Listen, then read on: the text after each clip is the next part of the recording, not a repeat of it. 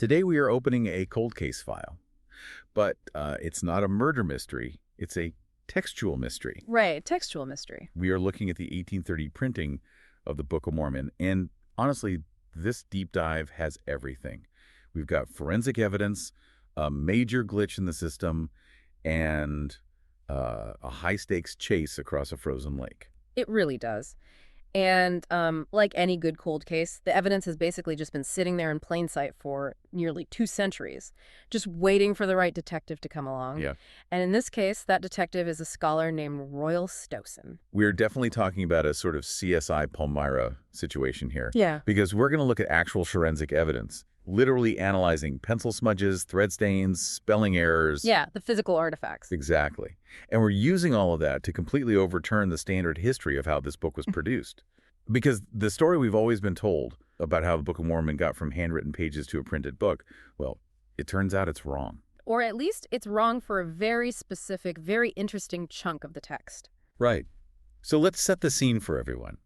If you picture this, the year is 1829. You've got the scribes writing down the text by hand, and you've got the printer, E.B. Grandin, setting the metal type in upstate New York. You can almost smell the ink and the paper dust, you know? Totally. Yeah. Now, the standard assumption, the official story, I guess, is that this was a very strict, linear, step-by-step process. Right. The golden rule was basically don't touch the crown jewels. The crown jewels being... The original manuscript, yes, or what scholars just call, that's the raw source. It's the literal paper that was sitting on the table while Joseph Smith was dictating. And he was notoriously terrified of losing it. Terrified, which makes sense. So the protocol was to make a handwritten copy, a safety copy, and that's called the printer's manuscript, or P. Okay, so the workflow is pretty simple. The scribes listen and write O. Then they carefully copy O to make P. They take P down to the print shop, and O stays locked up safe at home. Exactly. It's redundancy. It's basic data security. I mean, you don't send your master recording to the studio, you send a copy. Yeah, that's just common sense. Right. And for a long time, historians just assumed P was used for the entire printing process. Why wouldn't they? That was the whole point of making it. But this is where Royal Skousen comes in. He's essentially the lead detective on the Book of Mormon text, and he found a massive glitch in that security system. He did. He discovered that for exactly 1/6 of the book, so specifically from the middle of the Book of Helaman, chapter 13, verse 17, all the way to the end of the Book of Mormon, the safety protocol just vanished. They just stopped using it. The typesetter entirely stopped using the copy and started handling the original manuscript. Which is just a huge breach of their own security rules. That is like, I don't know, taking the original Constitution out of the archives and putting it face down on a photocopier. It's a massive risk. So today our mission for you is to figure out how Skousen proved this happened, because the proof is incredibly clever, and then answer the big question, why? Why would they risk the original text? Well, to understand the how, you really have to visualize these physical documents. The original is messy. I mean, it is live dictation. It's just a stream of consciousness. Exactly. There's virtually no punctuation. The words are crammed together. The handwriting shifts. It is really hard to read. The printer's manuscript is the cleanup job. Theoretically, yes. The handwriting is generally better. The lines are straighter. Now, fast forward to 1990, Skousen is at the Historical Department Archives, and he's examining a surviving fragment of the original manuscript. The messy one. Right. Specifically, a section from 3rd Nephi, chapters 26 and 27. Which, if they followed their own rules, should have been sitting in a drawer in 1829, nowhere near the ink and grease of the print shop. Correct. But Skousen looks at this fragment under magnification, and he sees pencil marks. Oh, wow. And not just random scratches. Very specific operational marks. He sees commas, periods, and paragraph breaks penciled in right over the original ink. And those matter because, well, the scribes didn't write punctuation right. Exactly. The scribes just wrote word after word after word. It was the typesetter, John Gilbert, who actually added the punctuation as he was setting the type. So he would literally mark up the page. Yeah, he would mark up the page he was holding to guide his eye, so he knew exactly where to insert a metal comma or a period into the press. So finding Gilbert's marks on the original manuscript is like finding a mechanic's grease prints on a car that supposedly never left the garage. It perfectly places the document at the scene of the crime. Mm-hmm. But I have to play devil's advocate here. Go for it. Couldn't he have marked up both copies? Maybe Gilbert was just really mark happy and did it twice. See, Skousen checked that. That is the absolute beauty of this research. He went to the printer's manuscript for those exact same chapters. And remember, unlike O, the printer's manuscript is mostly intact today. Right. So he looks at the page for 3 Nephi 26 in P, and it is pristine. Wow. No pencil marks, no punctuation added, nothing. So if Gilbert had been using the copy, the marks would be on the copy. But they aren't. They are on the original. That was the smoking gun. It proved absolutely that for that specific section, John Gilbert was holding the original manuscript in his hands while he worked. Okay, so we have physical proof with the pencil marks. The typesetter definitely switched documents. But Skousen didn't stop there. He found another clue.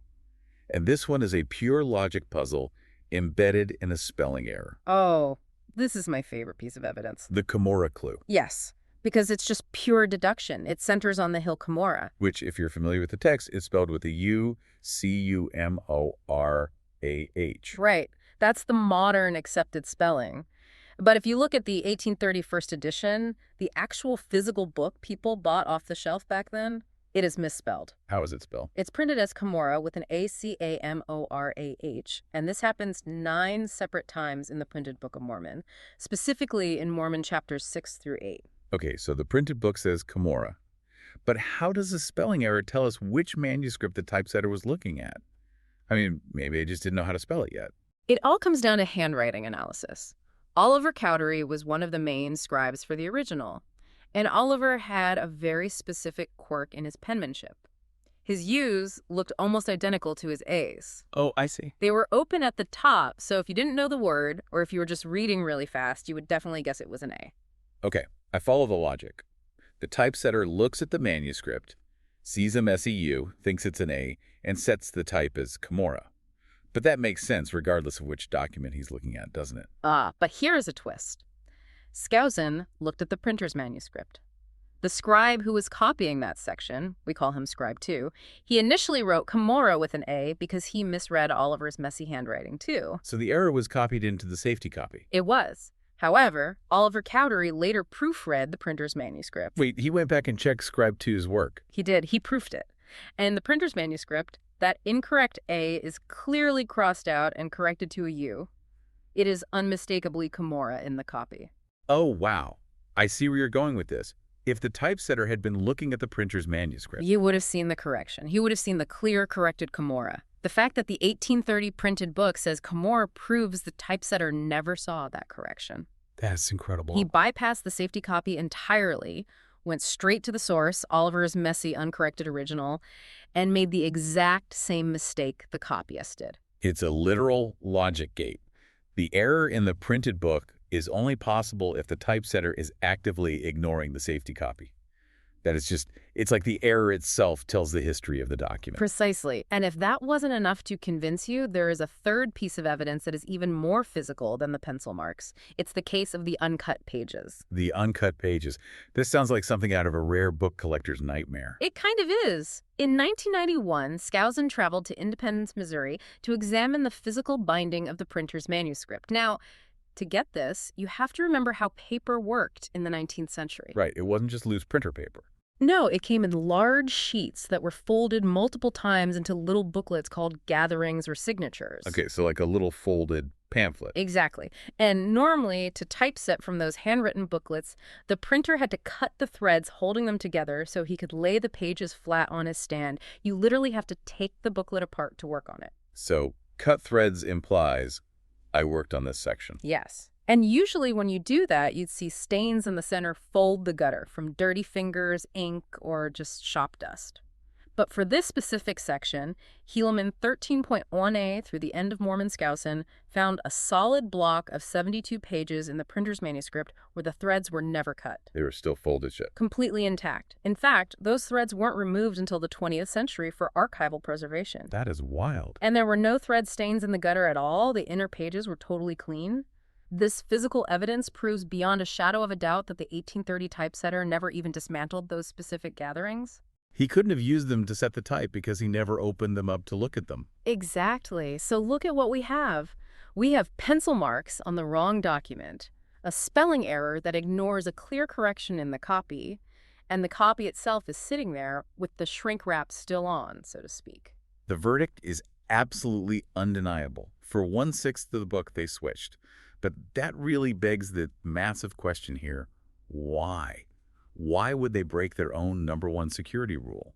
Well, for a long time, the working theory among historians was what we call the falling behind theory. Which sounds pretty logical on the surface, right? The scribes are copying by hand with bit pens. The printer is setting type with a manual press, but he's a fast professional. So Yeah. maybe the scribes just couldn't keep up. That was the assumption. The idea was that the scribes were just too slow, so to keep the expensive press running, they just handed over the original manuscript to bridge the gap and buy themselves some time. It seems highly plausible. I mean, handwriting a whole book is slow. It sounds plausible, sure. But Skousen argues it completely falls apart when you actually look at the math and the dates. He constructed a very detailed timeline of the printing process. Okay, lay the timeline on us. We know printing started in August 1829, and we know from a surviving letter that Oliver Cowdery wrote on November 6th that the scribes were up to Alma chapter 36 in their copying work. Okay, so on November 6th, the scribes are at almost 76.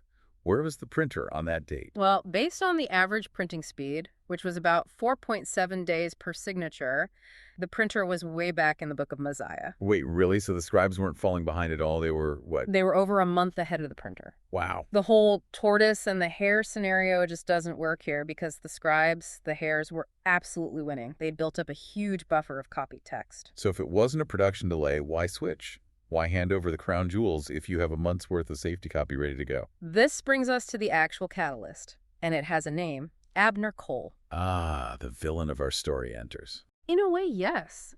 Abner Cole was a local newspaperman in Palmyra. He published a paper, or the Book of Mormon is even officially published. Cole starts getting his hands on the printed sheets. Wait, how? Is he sneaking them out of the print shop? He's actually using the exact same printing press on nights and Sundays, and he starts printing pirated excerpts of the Book of Mormon right there in his newspaper. He mockingly calls it the Gold Bible. That is just piracy, pure and simple. It is, and it absolutely spooked Joseph Smith. He realized that holding a U.S. copyright might not be enough to protect the text. Why not? Because if Cole or anyone else took the text just a few days north across the border into Canada, which was part of the British realm, they could publish it there entirely legally if Joseph didn't secure the copyright in Canada first. So they realized they need a Canadian copyright to close the loop. How do you actually get one of those in 1830? Well, you need to physically go to Canada, and you need to present a complete finished manuscript of the work to the copyright officials. Okay, so here is the major problem. It's January 1830. The printed book isn't finished yet, so they can't take a book. You have the original manuscript, but as we established, that is way too messy and way too valuable to risk taking on a dangerous winter road trip. Exactly. You do not take the crown jewels on a road trip. You need the clean, safety copy of the printer's manuscript. But the printer, Grandin, still needs it. Or he's supposed to be using it. So this is the strategic shift. They suddenly need P for the trip. Correct. Joseph Smith essentially says, pack up the printer's manuscript. We are taking it to Canada right now. But the printer can't just stop the presses for a month because you're going on a business trip. Time is money. So they have no choice but to give the printer the original manuscript. They hand him the original, but notice what happened right before this. Skousen deduces that the scribes likely split the workload to get P fully ready for the trip. They divided and conquered. Yes. Oliver Cowdery and Scribe 2 seem to have split up. Scribe 2 furiously finished up the copying through the end of the Book of Mormon, while Oliver jumped ahead to copy the final books, Ether and Moroni. They were just rushing to get a complete bound P to take across the border before the pirates could. Yes. And while they are gone, the typesetter is sitting there in Palmyra, working directly from the original manuscript for that specific chunk of text Helaman 13 through Mormon, because the copy is literally in a satchel heading towards Kingston, Ontario. And this wasn't just a leisurely carriage ride. This was the famous winter journey. It was absolutely brutal. We are talking January or February 1830 in upstate New York and Canada. The travelers were Oliver Cowdery, Hiram Page, and likely two others. And David Whitmer, one of the witnesses to the book, later recounted that the conditions were so severe they literally walked over the ice of a frozen Lake Ontario. Walking across a frozen Great Lake, that really gives you a sense of the sheer urgency. It really does. Just picture that for a second. They are trekking across the open ice, freezing, carrying the printer's manuscript in a bag, desperately trying to beat local pirates to a foreign copyright office. It totally reframes the whole dry academic textual criticism discussion into this high-stakes adventure. I mean, it wasn't just words on a page. It was people risking their lives on the ice. It really was. And while they are out there freezing on the lake, the typesetter back in Palmyra is holding the original manuscript, struggling to decipher Joseph Smith's stream of consciousness dictation, because that is literally all he had left in the shop. So after all that freezing and rushing, did they get it? The Canadian copyright? Ironically, no. You kidding? They returned in late February or early March without securing a publisher in Canada. It was basically a failed business trip. So the whole perilous trip was a bust. Commercially, yes, a complete bust. But historically and textually, it gave us this incredible anomaly because when they got back around early March, they handed the printer's manuscript right back to the typesetter. And he switches back. Yes. Skousen notes that, starting with the Book of Ether, which was around March 2nd, 1830, the typesetter immediately switches back to using P. The timeline fits perfectly. The gap in the usage of the copy exactly matches the duration of the trip to Canada. It aligns the physical paper evidence with the historical context flawlessly. So let's pivot for a second to what this actually means for us now. We have this really cool historical story about a frozen lake and a manuscript switch. But why does it matter for someone just reading the text today? It matters deeply for accuracy. This is the ultimate silver lining for historians and textual critics. Because the typesetter used the original manuscript for that 1/6 of the book, and because the scribes also eventually finished the printer's manuscript for that same section, we have a highly unique situation. We have two witnesses to the text. Exactly. For Helaman 13 through Mormon, we have two independent first-hand copies of the original text. We have the 1830 printed edition, which came directly from O, and we have the printer's manuscript, which was copied directly from O. So if the original manuscript is damaged or missing for that section today, which I know a lot of it is due to water damage over the years, we can triangulate what it originally said. Precisely. If the printer's copy and the 1830 printed book agree, we know with high certainty that's what the original said. And if they disagree? If they disagree, scholars like Skousen can analyze the types of errors, like that Cumorah versus Cumorah issue we talked about, to figure out which one is the mistake and which one is right.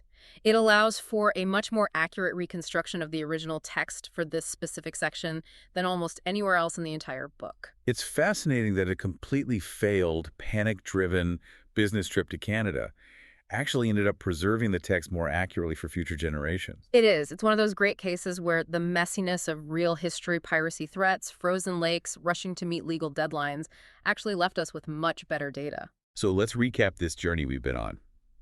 We started with a hunch, a weird anomaly in the printing process.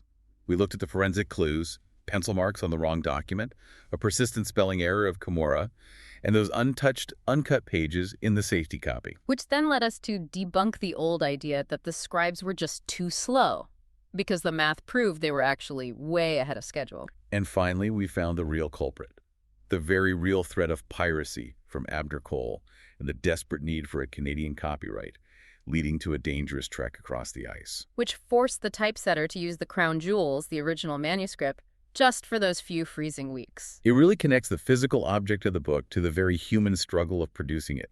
It wasn't just magical words appearing on a page. It was real people dealing with cold weather, legal threats, and hard deadlines. Absolutely.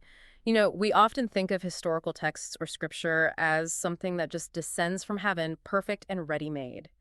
But the production of the Book of Mormon was an industrial process. It was subject to the exact same pressures, panics, and logistical nightmares as any other publishing project of the 19th century. And that leads us to a final thought to leave you with. Skousen mentions in his research that, purely from a textual standpoint, it actually would have been better if the entire book had been said directly from the original manuscript. Right, because every single time you make a copy, like they did with the printer's manuscript, you introduce new human copying errors. Scribe 2 wasn't perfect. Oliver wasn't perfect. So their careful safety measure actually degraded the quality of the text slightly. And that raises an interesting question for all of us in our own work and our own lives. How often do we create safety copies or bureaucratic workflows or double checks that we think are protecting our work but are actually introducing more errors than if we just went straight to the source? That is a very provocative thought. Sometimes the supposed safe way isn't the most accurate way. Sometimes you just need to hand the original to the printer and hope for the best. Definitely something to mull over the next time you are buried in version control at work. That's it for today's deep dive into the manuscripts of the Book of Mormon. Thanks so much for listening. Thanks for having me.